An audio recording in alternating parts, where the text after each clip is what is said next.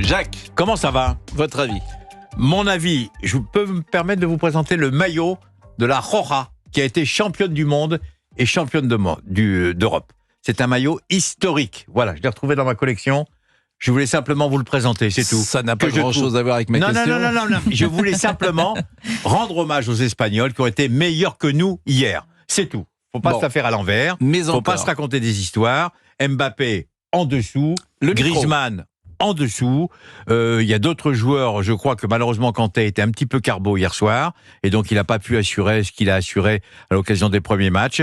Et surtout, arrêtons dès hier soir, 23h, parce que j'ai bien regardé, arrêtons de diaboliser déjà Didier Deschamps. Didier Deschamps, c'est le meilleur entraîneur du monde. C'est le seul qui a tout gagné en tant que joueur et en tant qu'entraîneur. Et là, il est éliminé en demi-finale, avec une équipe qui est un peu fatiguée, parce que la préparation n'a pas été assez longue, etc. Et déjà, il faut le remplacer. Et déjà, il faut téléphoner à Zidane pour lui demander s'il peut passer à la fédération lundi, voir Philippe Diallo. Il faut arrêter. Il faut le confirmer le plus vite possible. Attention, il n'y a pas à le confirmer, il a un contrat non, mais pendant 2 ans. Non, mais il faut dire, voilà, il va jusqu'à la Coupe du Monde. Je trouve ça, mais pathétique. On n'a pas autre chose à faire dans la vie. C'est-à-dire que l'objectif, c'était la demi-finale. Objectif est atteint. Philippe Diallo a dit, moi je veux qu'on soit dans le dernier carré. On est dans le dernier carré. Je vous rappelle que l'Italie est éliminée, je vous rappelle que la Croatie a été éliminée, je vous rappelle que les Portugais ont été éliminés, et on reste avec les 4 équipes. Espagne, je veux dire, qu'on a été battu hier, et ce soir, il y a un match un peu inattendu, c'est vrai, entre l'Angleterre et les Pays-Bas. C'est pas les meilleures équipes du monde, mais en tous les cas, elles sont qualifiées, et c'est respect. Mais il faut être objectif. On n'a pas été bon du début jusqu'à la fin. On n'a pas été bon pour plusieurs raisons. La première, Mbappé à côté du sujet. Il a passé une saison incroyable sur le plan de la tension avec le Paris Saint-Germain, son transfert au Real Madrid. Et en plus, la cerise sur le gâteau, il se fait casser le nez. Et je répète ce que j'ai dit hier, on ne peut pas jouer au football avec un masque. C'est impossible. Alors on l'a mis parce que Didier Deschamps l'a mis parce que il n'avait pas d'autre solution. Griezmann, il a fait une saison incroyable avec l'Atlético de Madrid. Il est arrivé carbo. Quand vous avez les 2 meilleurs de l'équipe, dont l'un qui est le meilleur joueur du monde, qui est carbo, vous faites quoi? Et vous n'avez pas de solution d'échange. Voilà, c'est tout. Jacques, vous allez pouvoir échanger. Moi, je dis, nous avons Cédric. Vous n'êtes pas d'accord? Je suis globalement d'accord avec vous. Je pense qu'effectivement, je dirais pas qu'on n'a pas été. Vous avez dit on n'a pas été bon du début jusqu'à la fin. Je dirais pas ça. Non, on n'a pas été exceptionnel. Voilà. Je trouve que le match contre le Portugal a été un bon match. Formidable. Et je trouve que Didier Deschamps s'est adapté à une situation qui n'était pas prévue pour lui, c'est-à-dire que ses éléments clés d'attaque étaient crevés, fatigués, et qu'il a fallu qu'il bâtisse un nouveau plan de jeu, sans doute plus défensif qu'il ne l'aurait imaginé. Le seul regret que j'ai, pour être très objectif, je pense qu'il fallait utiliser beaucoup plus Olivier Giroud. C'est personnel. C'est possible. Bon, il a laissé aussi Barcola sur le banc parce que, vous voyez, jusqu'au bout, hier soir, je regardais le match, je comprenais qu'il laisse Mbappé sur le terrain parce que c'est vrai que même s'il n'est pas en forme, tu te dis il peut faire la décision. Et la dernière occasion qu'il a, Mbappé montre qu'il y a encore 1 an ou 2 ans, c'était chirurgical et c'était ficelle, comme on dit, et là, c'est au-dessus. Et si tu as un autre Mbappé, tu as un autre résultat. Voilà, c'est pour ça que je ne fais pas le procès à Didier Deschamps du tout. Qui nous avons, Monsieur Boubouk, avec nous? Monsieur Cédric Chasseur. Ah, Monsieur Cédric, vous êtes où? Eh bien, je suis encore à Munich. Bonjour Pascal. Bonjour, Jacques, bonjour Cédric. Vous nous écoutiez. D'abord, est-ce que la petite colonie française des journalistes, est-ce que vous la voyez remonter contre Didier Deschamps? Il y a plus du fatalisme qu'autre chose. Il y avait une question évidemment hier qui a été posée à Didier Deschamps et qui a été posée de façon subtile, parce que la question n'était pas de dire à Didier Deschamps est-ce que vous voulez partir, est-ce qu'il faut du changement. La question était est-ce que vous avez envie de rester et est-ce que vous avez envie de continuer. Et c'est là où il a répondu que c'était pas le moment, qu'il fallait le respecter, que il fallait demander au président Diallo et que c'était pas à lui de répondre. Mais il y avait une certaine forme de fatalité. Je dois vous avouer qu'entre nous, au sein des journalistes, On avait l'espoir évidemment que l'équipe de France aille jusqu'à Berlin et en finale il y avait quand même un petit quelque chose qui nous laissait croire que ces bleus-là étaient un peu fatigués et un peu tirés sur la jante et que ça allait être compliqué face à l'Espagne. Bon, quel est votre sentiment, vous, sur l'analyse de l'équipe de France ? Et moi, j'ai l'impression que les cadres sont fatigués. Ça pose d'ailleurs un problème au-delà de l'équipe de France, que ce championnat d'Europe qui est arrivé très tard dans la saison, généralement, le championnat d'Europe, c'est plus en juin que jusqu'à la mi-juillet. Je trouve qu'il y a vraiment beaucoup de joueurs qui sont fatigués. Et en même temps, l'Espagne, ils ne sont pas fatigués. Donc, en tout cas, l'Espagne produit un jeu de très grande qualité. Non, mais c'est là où vous avez raison, c'est qu'en effet le rythme de la saison et le nombre incalculable de matchs est en train de peser sur l'ensemble des joueurs. Je pense qu'on a l'un des pires euros au moins du siècle depuis le début en termes de spectacle. Et là, je parle pas seulement de l'équipe de France. Sincèrement, on voit que l'effet de la fatigue sur les joueurs majeurs notamment et sur les grandes nations, hormis l'Espagne, il y a assez peu de matchs marquants finalement qui ressortent.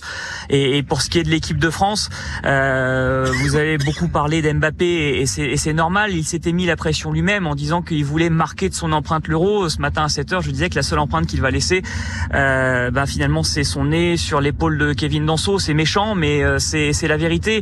Je pense que Didier Deschamps, l'erreur qu'il a faite, s'il y a une erreur qu'il a commise, c'est d'avoir donné le brassard de capitaine à Kylian Mbappé il y a 2 ans, parce que il s'est mis une pression de dingue.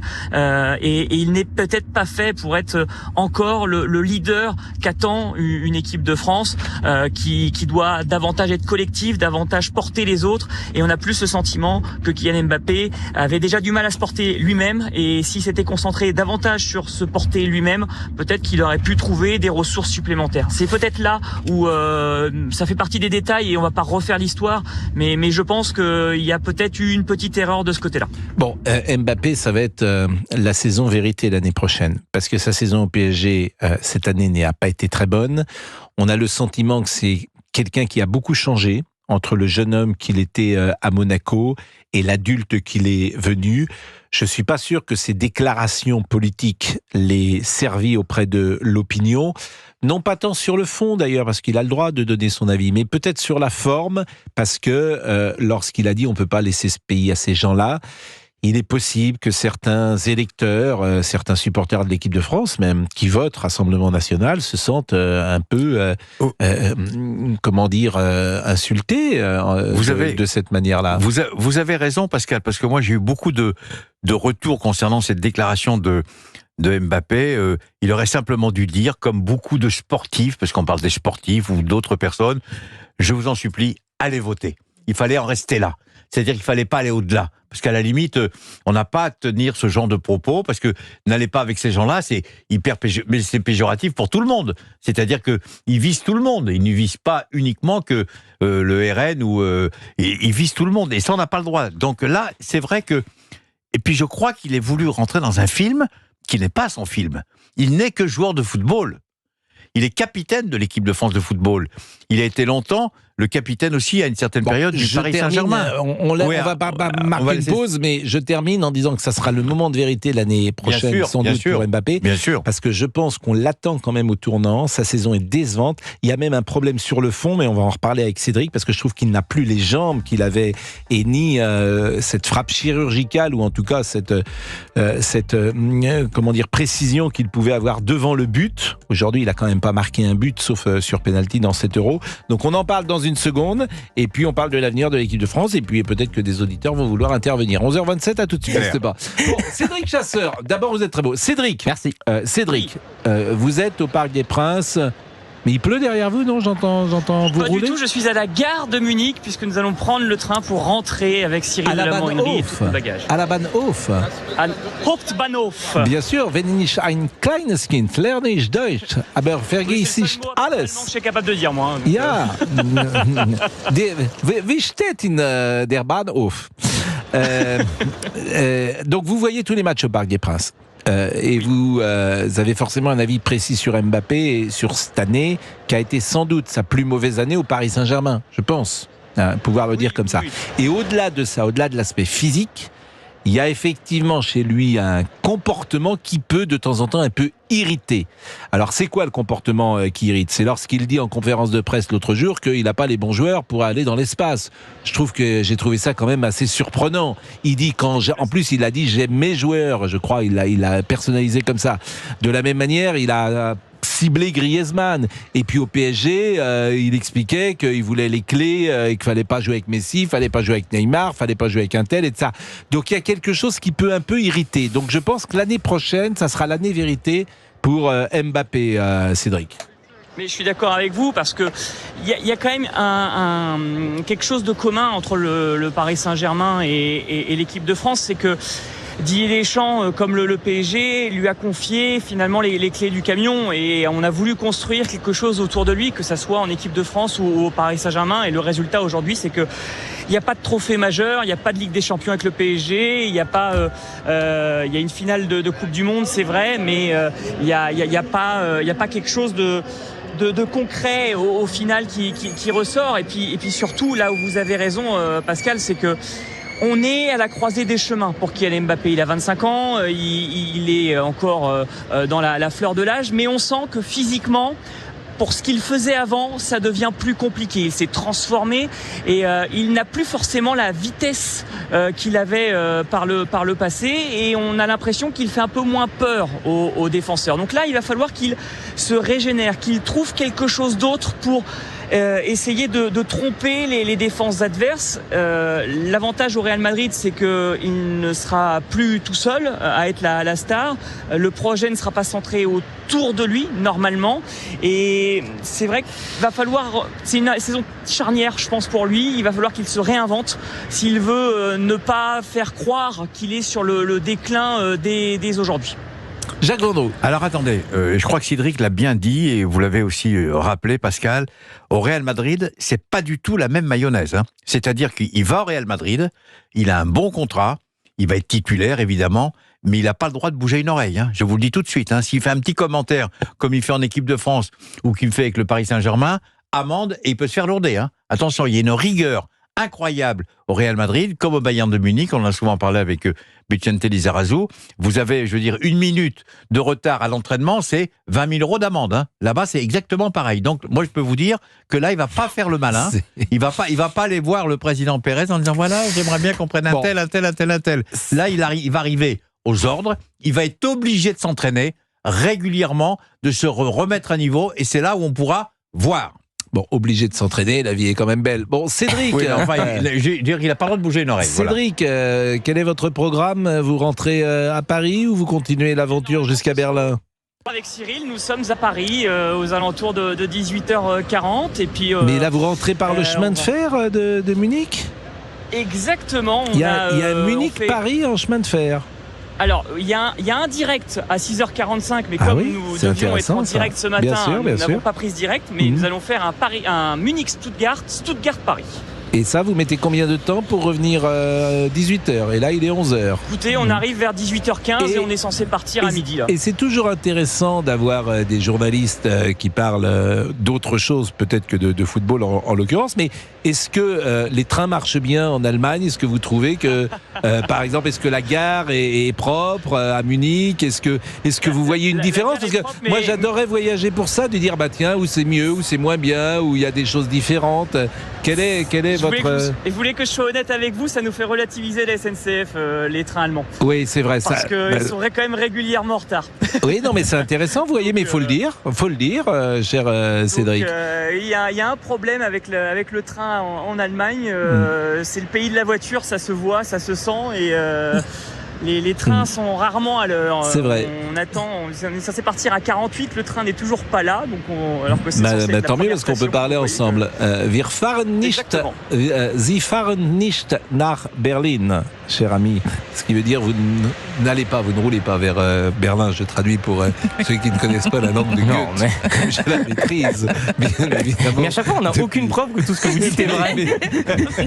Non, mais c'est la force. On vous écoute. C'est la force de Pascal Pro. Eh oui. Qui nous raconte des trucs depuis 40 ans, on ne sait pas si c'est vrai. Donc on fait oui, d'accord, Pascal, parce qu'on ne veut pas d'histoire. Cédric, c'est quand le prochain rendez-vous avec l'équipe de France? Est-ce qu'il y aura une sorte de débrief? Par exemple, il faut rappeler que Didier Deschamps a un contrat pendant 2 2 ans, nous sommes d'accord, et que jusqu'en 2026. Voilà. Jusqu'en 2026, et puis il faut voir, parce que Philippe Diallo, cette semaine, à plusieurs reprises, avait laissé entendre que il n'était pas impossible qu'il y ait des discussions avec Didier Deschamps, et je serais presque même pas surpris de voir le président de la Fédération française de football, pourquoi pas lui proposer 2 ans de plus, aller jusqu'en 2028, aller chercher l'Euro qui manque au palmarès du sélectionneur Didier Deschamps. Oui, ça, je suis pas sûr que ce soit le bon moment pour... Non plus, hein. Je pense, pour tout vous dire, que l'échéance de 2026 est intéressante, parce que ça fait quand même effectivement, ça fera 14 ans, à la tête de l'équipe de France. Même pour lui, ça peut être intéressant.